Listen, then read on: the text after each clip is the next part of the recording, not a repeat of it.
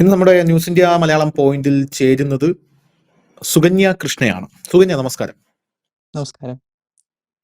സുകന്യയെ കുറിച്ചൊരു brief introduction കൊടുത്ത് തുടങ്ങാം എന്ന് വിചാരിക്കുന്നു നമ്മുടെ പ്രേക്ഷകരോട്. സുകന്യ ഒരു IT പ്രൊഫഷണലാണ്.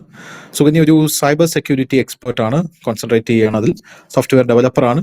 അതെല്ലാം ഉപരി ഒരു കമ്പനി നടത്തുകയാണ്. ഈ അടുത്ത കാലത്തായിട്ട് പുറത്തു കൊണ്ടുവന്ന ഒരുപാട് ഡാറ്റ ബ്രീച്ചുകൾ വളരെയധികം ശ്രദ്ധിക്കപ്പെട്ടു.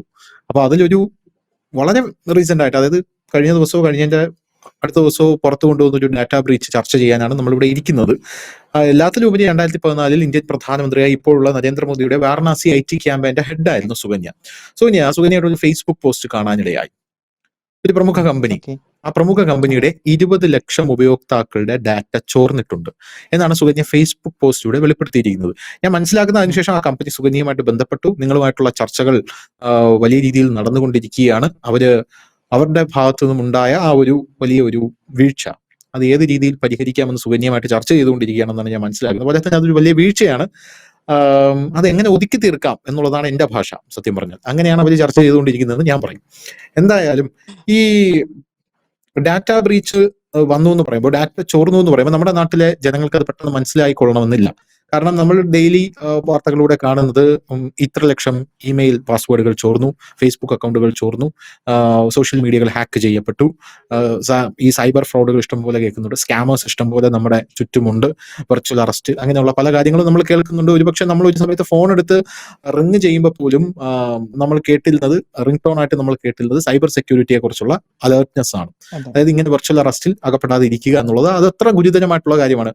അതുകൊണ്ട് തന്നെ നമുക്കിത് യൂസ്ഡ് ആയിക്കൊണ്ടിരിക്കുകയാണ് എന്ന് എനിക്ക് തോന്നുന്നു. കാരണം ഈ സൈബർ സെക്യൂരിറ്റി കുറിച്ച് പറയുമ്പോഴും ഈ ഡാറ്റ ബ്രീച്ചിനെ കുറിച്ച് പറയുമ്പോൾ നമ്മുടെ നാട്ടുകാർക്ക് അതിനെക്കുറിച്ച് വലിയ ഒരു ധാരണയിൽ ഇത് എത്രത്തോളം ഗുരുതരമാണെന്ന്, ഞാൻ അതിന്റെ ഗുരുതരാവസ്ഥയെ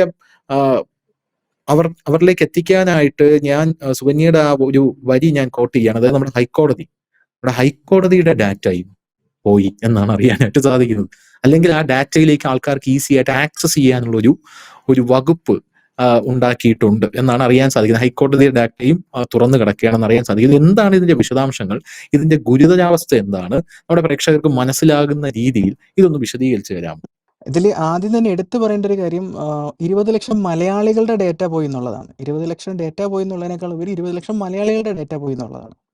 പോയിട്ടുണ്ടെന്ന് നമുക്ക് ഉറപ്പുവരുത്താൻ പറ്റില്ല. ഇതിപ്പം അറിയുന്ന വെച്ചിട്ടാണെങ്കിൽ 0 ഡേ ആണ്. അതായത് ഇത് അറിയപ്പെടാതെ ഇത്രയും നാൾ കിടക്കുകയായിരുന്നു. ഒരുപക്ഷെ ആദ്യമായിട്ട് കണ്ടെത്തിയത് ഞാനായിരിക്കാം, അല്ലെങ്കിൽ കണ്ടെത്തിയിട്ടുള്ളവർ ഇതേക്കുറിച്ച് പുറത്ത് പറഞ്ഞിട്ടില്ല. നമ്മൾ ആ ഒരു സിനാരിയോ 0 ഡേ എന്ന് പറയും. അപ്പം ഈ ഡാറ്റ കഴിഞ്ഞൊരു 2 വർഷത്തോളമായിട്ടെങ്കിലും ഈ ഒരു രീതിയിൽ ബ്രീച്ചബിൾ ആയിട്ട് കിടക്കുകയായിരുന്നു. നമ്മളതിന് പറയും കോംപ്രമൈസ്ഡ് ഈ ആയിരുന്നു ഡാറ്റ എന്ന് പറയും. ബ്രീച്ചബിൾ ആയിട്ട് കിടക്കുകയാണ് പറഞ്ഞാൽ എന്താണ് ആ സംഭവം? ഇപ്പോൾ ഞാൻ കണ്ടെത്തിയ മെത്തേഡിൽ മറ്റാരെങ്കിലും ഇത് കണ്ടെത്തിയിട്ടുണ്ടെങ്കിൽ അവർക്ക് ഈ ഡാറ്റ എടുത്തിട്ട് പോകാം, എന്നിട്ട് അത് പുറത്ത് പറയാതിരിക്കാം. ഇത്തരത്തിലുള്ള കാര്യങ്ങളാണ് 0 ഡേ എന്ന് നമ്മൾ അതായത് ഉദ്ദേശിക്കുന്നത്. വളരെ ചുരുക്കി നമ്മുടെ പ്രേക്ഷകർക്ക് മനസ്സിലാവുന്ന രീതിയിൽ പറഞ്ഞു കഴിഞ്ഞാൽ, നമ്മൾ ഒരു വീട് വിട്ട് പുറത്തേക്ക് ഇറങ്ങുമ്പോൾ ആ വീട് തുറന്നിട്ടിട്ട് പോകുന്ന അവസ്ഥ, പൂട്ടാതെ. അതെ എക്സാക്ട്ലി. അപ്പോൾ അതിൽ നിന്ന് നമ്മൾ ഈ പറഞ്ഞ പോലെ നമ്മൾ പോയിട്ട് തിരിച്ച് വീട്ടിൽ വന്നിട്ട് നമ്മൾ നോക്കിയാൽ മാത്രമാണ് എന്തെങ്കിലും നഷ്ടപ്പെട്ടിട്ടുണ്ടോ എന്ന് നമുക്ക് മനസ്സിലാവുക. അപ്പോൾ ഈ തുറന്നു കിടക്കുന്നത് നമ്മൾ തിരിച്ചറിയുന്നില്ല എന്ന് വെച്ചോളൂ. നമ്മൾ തിരിച്ചു വരുമ്പോൾ നമ്മൾ പൂട്ടിയിട്ടല്ല പോയെന്ന് നമുക്ക് മനസ്സിലാവാത്തൊരവസ്ഥയുണ്ടെങ്കിലോ, ആ ഒരവസ്ഥയിലായിരുന്നു കമ്പനി ഉണ്ടായിരുന്നത്. കാര്യം അവരൊരു മറ്റൊരു വലിയ പ്രമുഖ കമ്പനിയെ ഇത് ഏൽപ്പിക്കുന്നു. ആ കമ്പനി അവർക്ക് വേണ്ടിയിട്ട് ഒരു സിസ്റ്റം ഉണ്ടാക്കുന്നു. അതായത് ഫ്രം ബിഗിനിങ് അല്ല, സ്ക്രാച്ചിൽ നിന്ന് തന്നെ അവർ എല്ലാ കാര്യങ്ങളും സെറ്റ് ചെയ്ത് എടുത്ത് ഉണ്ടാക്കി വരുമ്പോൾ സ്വാഭാവികമായിട്ടും ഈ കമ്പനി കരുതിയിരുന്നത് അവരിതിൻ്റെ സെക്യൂരിറ്റി പ്രോട്ടോകോൾസ് എല്ലാം പാലിച്ചിട്ടുണ്ട്, അല്ലെങ്കിൽ എന്തെങ്കിലും ഇങ്ങനത്തെ ഒരു വിഷയം വന്നു കഴിഞ്ഞാൽ അവർ കണ്ടെത്താനുള്ള മോണിറ്ററിംഗ് സംവിധാനങ്ങൾ അവർക്കുണ്ട് എന്നൊക്കെയായിരുന്നു ഈ കമ്പനി വിചാരിച്ചിരുന്നത്. പക്ഷേ എനിക്ക് ഒരു ഇൻസിഡൻറ്റ് ഉണ്ടായപ്പോൾ, ഒരു ആവശ്യത്തിനായിട്ട് ആ കമ്പനിയുടെ സൈറ്റിൽ കയറുമ്പോഴാണ് എനിക്ക് ഫസ്റ്റ് ഒരു തോന്നൽ വരുന്നത്, ഇത് അത്ര സേഫ് അല്ലല്ലോ. കാര്യം നമ്മൾ ഇത്തരം കാര്യങ്ങളുമായിട്ട് ബന്ധപ്പെട്ട് പ്രവർത്തിക്കുന്നതുകൊണ്ട് തന്നെ ചില കാര്യങ്ങൾ നമുക്ക് ഈ ക്ലിയർ അടിക്കുന്ന പോലെ നമുക്ക് തോന്നും, ഇതിനകത്ത് എന്തോ ഒരു വിഷയം ഉണ്ടല്ലോ എന്നൊക്കെ. അങ്ങനെ ഒരു തോന്നലിൻ്റെ ഒരു വൈൽഡ് ഹിഞ്ചിൻ്റെ പുറത്തായിരുന്നു അത് ചെക്ക് ചെയ്യണമെന്ന് എനിക്ക് തോന്നിയത്. അങ്ങനെയാണ് ഞാൻ അതിനകത്ത് ഇരുന്നത്. അപ്പം വളരെ എനിക്കത് ഒരു ബുദ്ധിമുട്ടായിട്ട് തോന്നി, അല്ലെങ്കിൽ അതൊരു വലിയ പ്രശ്നമായിട്ട് തോന്നിയെന്ന് വെച്ച് കഴിഞ്ഞാൽ, എനിക്ക് ഈ കാര്യം വെരിഫൈ ചെയ്യാൻ ഏകദേശം ഒരു 12 മിനിറ്റ് 13 മിനിറ്റേ എടുത്തിട്ടുള്ളൂ. അതായത് ഇത്രയും വലിയൊരു കമ്പനിയുടെ എൻ്റെ യൂസർ ബേസിലേക്ക് എത്തി നോക്കാനായിട്ട് 12 അല്ലെ 13 മിനിറ്റാണ് എടുത്തിട്ടുള്ളത്. ഞാനത് കണ്ടെത്തിയപ്പോൾ തന്നെ ഞാൻ ആ കമ്പനിക്ക് അതേ ദിവസം തന്നെ, അതായത് അപ്പം തന്നെ ഞാൻ ആ കമ്പനിക്ക് അത് മെയിൽ ചെയ്യുകയാണ് ചെയ്തത്. അതിനകത്ത് ഞാൻ കൂടുതൽ സമയമൊന്നും എടുത്തിട്ടൊന്നുമില്ല. പക്ഷേ എനിക്കൊരു റെസ്പോൺസ് വരുന്നത് കുറച്ച് വൈകിയിട്ടാണ്. കമ്പനിയുടെ ഭാഗത്തുനിന്ന് ആദ്യത്തെ ദിവസം റെസ്പോൺസ് ഒന്നും വന്നില്ല. അപ്പോൾ അവരത് കരുതിയിരുന്നത് ഞാൻ ചുമ്മാതെ പറയുകയാണ്. ഇതുപോലെയുള്ള സ്പാം സംഭവങ്ങളൊക്കെ അവർക്ക് വരാറുണ്ട്. അതായത് നിങ്ങളുടെ ഡാറ്റ സേഫ് അല്ല, നിങ്ങളുടെ ഡാറ്റ സേഫ് ആക്കാൻ ഞങ്ങളുടെ കമ്പനി നിങ്ങളെ സഹായിക്കാം. അതിനായിട്ട് ഒരു തുകയൊക്കെ ചോദിച്ചുകൊണ്ടുള്ള സ്പാം മെയിലുകൾ വരുമല്ലോ. അത്തരത്തിലൊരു മെയിലാണെന്ന് കരുതിയിട്ടാണ് അവരതിനെ റിജക്റ്റ് ചെയ്ത് വിട്ടിരുന്നത്, അല്ലെങ്കിൽ വേണ്ടത്ര ശ്രദ്ധ കൊടുക്കാതെ വിട്ടിരുന്നത്. പക്ഷേ ഞാനത് ഫേസ്ബുക്കിൽ പോസ്റ്റ് ചെയ്ത ശേഷം അവരുടെ ഒരു IT ടീമിൽ നിന്നൊരു വ്യക്തി എന്നെ കോൺടാക്ട് ചെയ്തു. ഒരു സുഹൃത്ത് വഴി എന്നെ കോൺടാക്ട് ചെയ്തു. എന്നിട്ട് എന്നോട് സംസാരിച്ചപ്പോൾ ഞാൻ ഇന്ന കാര്യങ്ങളാണ് ഞാൻ കണ്ടെത്തിയെന്ന് ഞാൻ അവർക്ക് പറഞ്ഞു കൊടുത്തു. അപ്പോൾ എൻ്റെ ധാരണ അത് കേട്ടാൽ ഉടനെ തന്നെ അവർ ആ സിസ്റ്റം ഡൗൺ ആക്കി അതിന് വേണ്ട പരിഹാരങ്ങൾ ചെയ്യുമെന്നുള്ളതായിരുന്നു എൻ്റെ ധാരണ. പക്ഷേ അന്നേ ദിവസം വൈകുന്നേരമായിട്ടും മാറ്റമൊന്നും കാണുന്നില്ല. അപ്പോൾ എനിക്ക് ഒരു സംശയം തോന്നി. അപ്പോൾ ഞാൻ എൻ്റെ സുഹൃത്തിനോട് സംസാരിച്ചപ്പോൾ അദ്ദേഹം എനിക്ക് പറഞ്ഞു തന്ന രീതി എന്ന് വെച്ച് കഴിഞ്ഞാൽ, സുകന്യ പറയുന്ന അത്ര പ്രശ്നങ്ങളൊന്നും ഇല്ല എന്നാണ് മുകളിലേക്ക് റിപ്പോർട്ട് ചെയ്യപ്പെട്ടിട്ടുള്ളത്.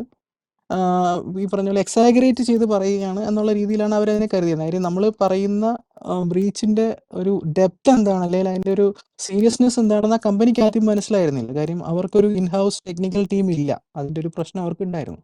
അല്ല, ആ ഒരു പ്രശ്നത്തിൻ്റെ പുറത്ത് തന്നെ ഇതിൻ്റെ ഡെപ്ത് എത്രയാണെന്ന് മനസ്സിലാക്കാൻ തന്നെ 2 ദിവസം എടുത്തു. അത് മനസ്സിലാക്കുന്നില്ല എന്ന് എനിക്ക് തോന്നിയപ്പോഴാണ് ഞാൻ ഫേസ്ബുക്കിൽ രണ്ടാമതൊരു പോസ്റ്റ് ഇട്ടു. നിങ്ങൾ ചിന്തിക്കുന്ന രീതി, അല്ലെങ്കിൽ നിങ്ങൾ ഡിസ്കസ് ചെയ്യുന്ന രീതിയിൽ ഇതിന് വലിയ എന്താ പറയുക, സീരിയസ്നെസ് ഇല്ല. ഞാൻ കുറേ എക്സാഗറേറ്റ് ചെയ്ത് പറയുകയാണെന്നുള്ള രീതിയിലാണല്ലോ നിങ്ങൾ ചിന്തിച്ച് വെച്ചിരിക്കുന്നത്.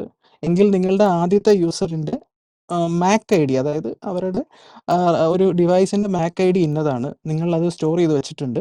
നിങ്ങളത് ചെക്ക് ചെയ്ത് നോക്കുക. നിങ്ങളുടെ വെരി ഫസ്റ്റ് യൂസറിൻ്റെ മാക് ID ആണ്. അപ്പോൾ വെരി ഫസ്റ്റ് യൂസർ എന്ന് പറഞ്ഞാൽ അത്ര ഇമ്പോർട്ടൻ്റ് ആയിട്ടുള്ള ഒരു യൂസർ ആയിരിക്കുമല്ലോ. 20 ലക്ഷം ഡേറ്റ ഉള്ളതിൽ വെരി ഫസ്റ്റ് യൂസറിൻ്റെ മാക് ID ഇന്നതാണ്. അത് നിങ്ങളൊന്ന് ചെക്ക് ചെയ്ത്, മാക് ID ഫുള്ളും പറഞ്ഞില്ല, അവസാനത്തെ ഒരു 4 ക്യാരക്ടേഴ്സ് മാത്രം ഞാൻ പറഞ്ഞിട്ട് പറഞ്ഞു ഇതാണോ എന്ന് ചെക്ക് ചെയ്ത് നോക്കുക. അത് ഗസ് ചെയ്യാനൊന്നും പറ്റില്ല, കാര്യം ആൽഫാന്യൂമറിക് ക്യാരക്ടേഴ്സാണ് വരിക. അത് അവർക്ക് കിട്ടിയ ശേഷമാണ് ഒരുപക്ഷെ അവർക്ക് ആ ഒരു സീരിയസ്നെസ് മനസ്സിലായത്. ഇത് ശരിക്കും നമ്മൾ കണ്ടെത്തി എന്നുള്ളൊരു സീരിയസ്നെസ് മനസ്സിലായത്. അതിനുശേഷം ആ കമ്പനിയുടെ ഭാഗത്ത് നിന്ന് ആത്മാർത്ഥമായിട്ട് അത് പരിഹരിക്കാനുള്ള ശ്രമങ്ങൾ നടന്നിട്ടുണ്ട്. പക്ഷേ ഈ പറഞ്ഞ പോലെ മൂന്നാമതൊരു കമ്പനി ഇതിനകത്ത് ഇൻവോൾവ് ആണ്. പുറത്തൊരു കമ്പനിയാണ് അവർക്ക് വേണ്ടി സോഫ്റ്റ്വെയർ സിസ്റ്റംസ് എല്ലാം ചെയ്തത്. വളരെ പ്രമുഖമായിട്ടുള്ള കമ്പനിയാണ് കേട്ടോ. അപ്പോൾ അവരിൽ നിന്ന് ഒരിക്കലും നമ്മൾ ഇങ്ങനെ ഒരു ഡാറ്റ ബ്രീച്ച് ഉണ്ടാകുമെന്ന് പോലും ചിന്തിക്കുന്നില്ല. അതിൽ ഒരിക്കലും നമ്മൾ സ്വപ്നത്തിൽ പോലും കരുതില്ല എന്നൊക്കെ പറയില്ലേ, അങ്ങനത്തെ ഒരു കമ്പനിയാണ്. അവർ ചെയ്തൊരു സിസ്റ്റത്തിൽ ഇങ്ങനെ ഒരു ബ്രീച്ച് ഉണ്ടെന്ന് നമ്മൾ കണ്ടെത്തി. അപ്പം അവരെന്താ ചെയ്തതെന്ന് വെച്ച് കഴിഞ്ഞാൽ, അവരൊരു സമയം പറഞ്ഞു, ഇത്രയും സമയത്തിനുള്ളിൽ ഇത് ഫിക്സ് ചെയ്യാം.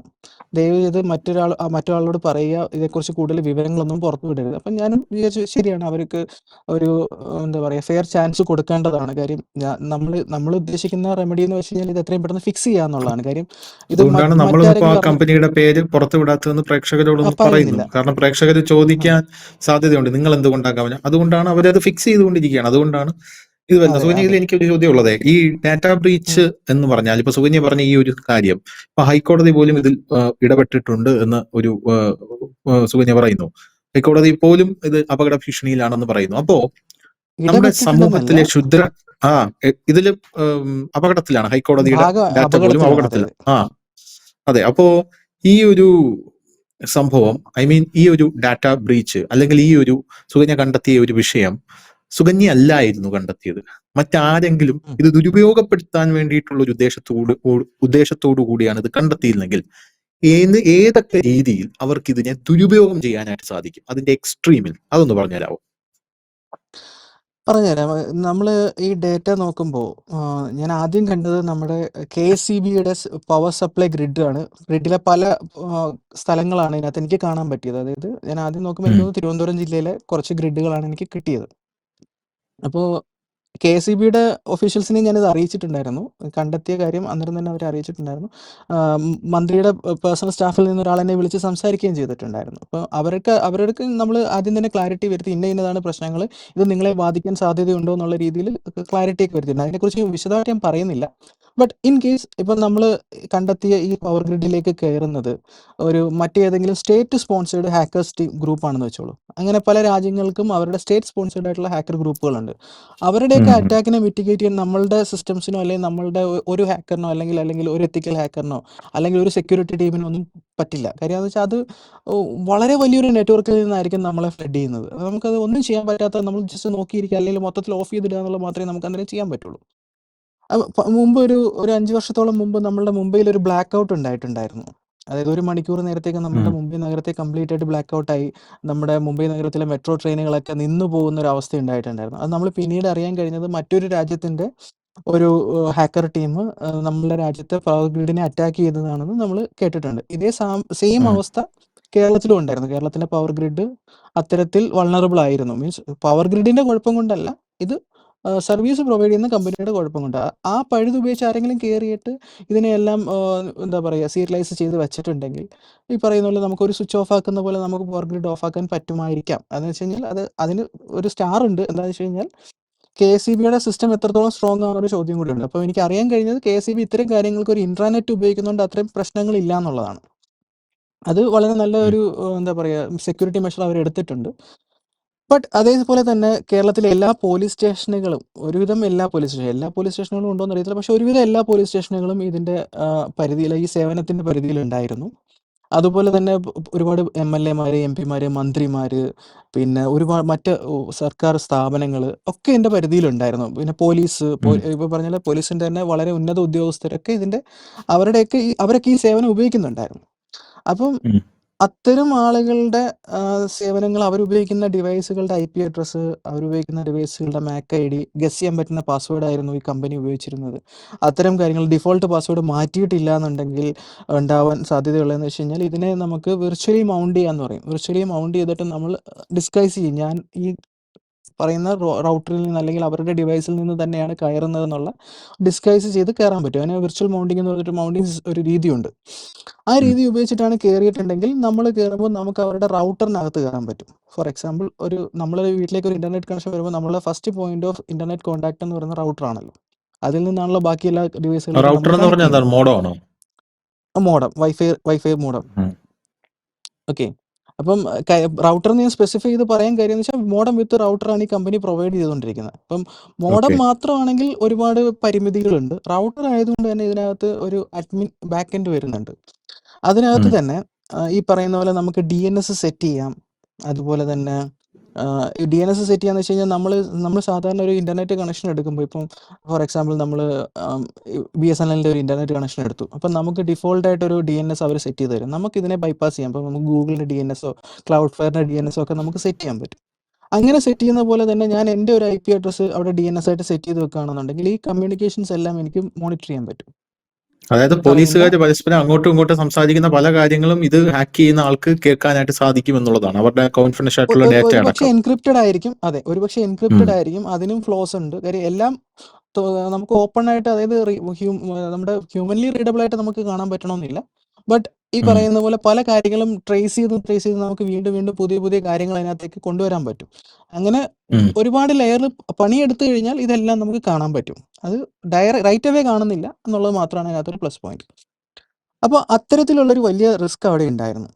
അതായിരുന്നു. അപ്പം ഞാൻ നേരത്തെ ചോദിച്ച പോലെ ഏത് ലെവൽ വരെ പോകാമെന്ന് ചോദിച്ചു കഴിഞ്ഞാൽ, ഈ പറഞ്ഞ പോലെ പോലീസ് സ്റ്റേഷനുകൾ, അല്ലെങ്കിൽ കോടതികൾ, ഈവൻ ഹൈക്കോടതി പോലും ഈ പറയുന്ന പർട്ടിക്കുലർ സർവീസ് ഉപയോഗിച്ചിട്ടുണ്ടായിരുന്നു. ഇതേക്കുറിച്ച് ഞാൻ പോസ്റ്റ് ഇട്ടിട്ടുണ്ടായിരുന്നു. അതിനുശേഷം എനിക്ക് സൈബർ ഡോമിൽ നിന്നും ഒരു കോൾ വന്നിട്ടുണ്ടായിരുന്നു. സൈബർ ഡോമിൽ നിന്ന് ഉം. അന്വേഷണത്തിന് ഒരു കോൾ വന്നിട്ടുണ്ടായിരുന്നു. അതിൽ എനിക്ക് സങ്കടം തോന്നിയൊരു കാര്യം എന്ന് വെച്ചാൽ, വളരെ ബേസിക് ആയിട്ടുള്ള കാര്യങ്ങൾ മാത്രമാണ് അവർ അന്വേഷിച്ചത്. അതായത് ഈ പറയുന്ന ത്രെറ്റ് റിപ്ലിക്കേറ്റ് ചെയ്യാൻ പാകത്തിനുള്ള ഡേറ്റ പോലും അവർ എന്നോട് ചോദിച്ചിട്ടില്ല.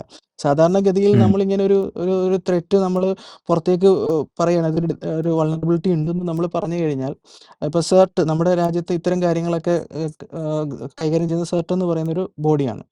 ഇപ്പോൾ CERT ആണെങ്കിൽ ഫസ്റ്റ് ചോദിക്കുക എന്താണ് എവിഡൻസ്, അല്ലെങ്കിൽ എന്താണ് ഇതിൻ്റെ റിപ്ലിക്കേഷൻ പ്രോട്ടോകോൾ, അല്ലെങ്കിൽ റിപ്ലിക്കേഷൻ സ്റ്റെപ്സ് എന്താണെന്നൊക്കെ ആയിരിക്കും ചോദിക്കുക.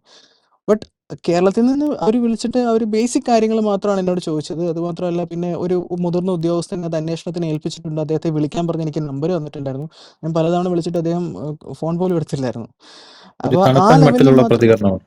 അപ്പോൾ പിറ്റേ ദിവസം രാവിലെ എനിക്ക് എൻ്റെ അടുത്ത് പറയുന്നു, ഞങ്ങൾ ഇതിൻ്റെ റിപ്പോർട്ട് സമർപ്പിച്ചു എന്ന് പറഞ്ഞു. അപ്പോൾ ഞാൻ ചോദിച്ചു, റിപ്പോർട്ട് സമർപ്പിക്കാൻ ഫുൾ സ്റ്റെപ്സ് നിങ്ങൾക്ക് അറിയില്ലല്ലോ, നിങ്ങൾ ബേസിക് സ്റ്റെപ്സ് മാത്രമാണ് എന്നോട് ചോദിച്ചത്. ആ ബേസിക് സ്റ്റെപ്സിൽ നിങ്ങൾ ഉം. കയറുന്ന അത്രയും ഭാഗം മാത്രമേ നിങ്ങൾക്ക് ഇപ്പോഴും അറിയുള്ളൂ. ഉം. അതിനുശേഷം ആ സ്റ്റെപ്പിൽ നിന്ന് അടുത്ത സ്റ്റെപ്പിലേക്ക് പോയാൽ മാത്രമാണ് ഇതിൻ്റെ ഒരു പ്രോസസ്സ് നിങ്ങൾക്ക് മനസ്സിലാവുക. അത്രയും പോലും എന്നോട് ചോദിച്ചിട്ടില്ല അവർ. അപ്പോൾ ഞാൻ അതിന് ഓഫറും കൊടുത്തിട്ടുണ്ടായിരുന്നു, ഇൻ കേസ് എന്തെങ്കിലും ഹെൽപ്പ് വേണമെങ്കിൽ ഞാൻ പേഴ്സണലി വരാം, സൈബർ ഡോമിലേക്ക് ഞാൻ പേഴ്സണലി വരാം, വന്നിട്ട് നമ്മളിത് പറഞ്ഞു കൊടുക്കാമെന്നൊക്കെ പറഞ്ഞു. അപ്പോൾ അത് ഞാൻ അവരെ കുറ്റപ്പെടുത്തുകയല്ല, അല്ലെങ്കിൽ ഒരു പക്ഷേ അവർക്ക് പോലും അത് മനസ്സിലാക്കാൻ പറ്റിയിട്ടില്ല എന്നാണ് എനിക്ക് തോന്നിയത്. കാര്യം ഇത് കുറച്ചുകൂടെ എന്താ പറയുക, എക്സ്ട്രീംലി ടെക്നിക്കൽ ആയിട്ടുള്ളൊരു ഏരിയ ആയതുകൊണ്ട് എത്രത്തോളം അവർക്കത് മനസ്സിലായി എന്നുള്ളൊരു ചോദ്യമുണ്ട്. പിന്നെ ഈ പറഞ്ഞ പോലെ റിപ്പോർട്ട് എത്രയും പെട്ടെന്ന് സമർപ്പിക്കേണ്ട എന്തെങ്കിലും പ്രഷർ ഉണ്ടായിരുന്നോ അതൊന്നും എനിക്കറിയില്ല. ബട്ട് ഈ പറഞ്ഞ പോലെ ബേസിക് ഉം. കാര്യങ്ങൾ മാത്രമാണ് എന്നോട് ചോദിച്ചത്. അപ്പോഴും എനിക്ക് മനസ്സിലായി ഇത് ഈ പറഞ്ഞ പോലെ കമ്പനിയുടെ സൈഡിൽ നിന്നൊരു വലിയ ആക്ഷൻ എടുത്താൽ മാത്രമേ ഫിക്സ് ചെയ്യാൻ പറ്റുള്ളൂ എന്നുള്ളത്. അങ്ങനെ അതന്നെ ഇപ്പോ ഈ പറഞ്ഞ എന്റെ ലാസ്റ്റ് ചോദ്യം അതാണ്. ഈ കമ്പനി ഇപ്പൊ എന്താണ് ഇത് പരിഹരിക്കാനായിട്ട് എടുത്തുകൊണ്ടിരിക്കുന്ന മാർഗങ്ങൾ എന്തൊക്കെയാണ് നിലവിൽ? കമ്പനിയുടെ ഈ പറഞ്ഞ പോലെ നമ്മൾ ആ ഒരു രണ്ടാമത്തെ പോസ്റ്റ് വന്നതിന് ശേഷം കമ്പനിയുടെ ഭാഗത്ത് നിന്ന് കോൺടാക്ട് ചെയ്തിട്ടുണ്ടായിരുന്നു എന്നെ. ഉം. അതിനുശേഷം ഞങ്ങളിപ്പോൾ ഏകദേശം ഒരു 3-4 മീറ്റിങ്ങുകൾ കഴിഞ്ഞിട്ടുണ്ട്. പേഴ്സണലി അതിൻ്റെ ഏറ്റവും ഹയർ ഒഫീഷ്യൽസ് ഒക്കെ വന്ന് എന്നെ കണ്ടിട്ടുണ്ടായിരുന്നു. അവർ ഈ പറഞ്ഞ പോലെ ആദ്യത്തെ ലെവലിൽ ഞാൻ ഇമ്മീഡിയറ്റ് റെമഡി എന്താണെന്നുള്ളത് ചോദിച്ചു. ആ ഇമ്മീഡിയറ്റ് റെമഡി നമ്മൾ പറഞ്ഞു കൊടുത്തു. അതിനനുസരിച്ച് ആ നേരത്തെ പറഞ്ഞ കമ്പനിയെ കൊണ്ട് അവരത് മാറ്റിച്ചതിന് ശേഷം ഞാൻ എന്നോട് വീണ്ടും ഇതൊന്ന് ചെക്ക് ചെയ്ത് കൊടുക്കണം എന്ന് പറഞ്ഞു. ഞാൻ വീണ്ടും ചെക്ക് ചെയ്തപ്പോൾ ചില ഭാഗങ്ങളിൽ വീണ്ടും പ്രശ്നങ്ങൾ ഉണ്ടായിരുന്നു. അതൊക്കെ ഉം. നമ്മളിങ്ങനെ പരിഹരിച്ച് വരികയാണ്. ഓരോ ഇഷ്യൂസ് ഞാൻ കൃത്യമായിട്ട് പറഞ്ഞാൽ ഏകദേശം 10-300ഓളം ഇഷ്യൂസ് ഐഡന്റിഫൈ ചെയ്തിട്ടുണ്ടായിരുന്നു. അതിൽ ഏറെക്കുറെ ഓ. ഏറ്റവും ഇമ്പോർട്ടൻ്റ് ആയിട്ടുള്ള കാര്യങ്ങൾ കുറേയൊക്കെ അവർ ഫിക്സ് ചെയ്തിട്ടുണ്ട്. വളരെ അതാണ് ഞാൻ എടുത്തു പറഞ്ഞത്. ഈ ഈ ഈ പർട്ടിക്കുലർ സിസ്റ്റം ഡെവലപ്പ് ചെയ്തത് വളരെ വലിയൊരു കമ്പനിയാണ്. വളരെ വലിയ എക്സ്ട്രീംലി ബിഗ് ആയിട്ടുള്ളൊരു കമ്പനിയാണ്. ആ ഓക്കെ. കമ്പനിയിൽ നിന്ന് ഒരിക്കലും നമ്മൾ ഈ ലെവൽ ഓഫ് ഒരു എന്താ പറയുക ഒരു അശ്രദ്ധ നമ്മൾ പ്രതീക്ഷിക്കുന്നില്ല. അവരുടെ ഭാഗത്തുനിന്ന് ഇങ്ങനെ ഇത്രയും വൾനറബിൾ ആയിട്ടുള്ളൊരു സിസ്റ്റം അവർ ഡെവലപ്പ് ചെയ്യും എന്നുള്ള പ്രതീക്ഷിച്ചിട്ടുണ്ടായിരുന്നില്ല. ഓക്കെ. ഇപ്പോൾ എന്തായാലും ആ കമ്പനി എന്തായാലും അത് ഫിക്സ് ചെയ്യാൻ ആത്മാർത്ഥമായിട്ട് ശ്രമിക്കുന്നുണ്ട്. Okay Sukanya, thank you.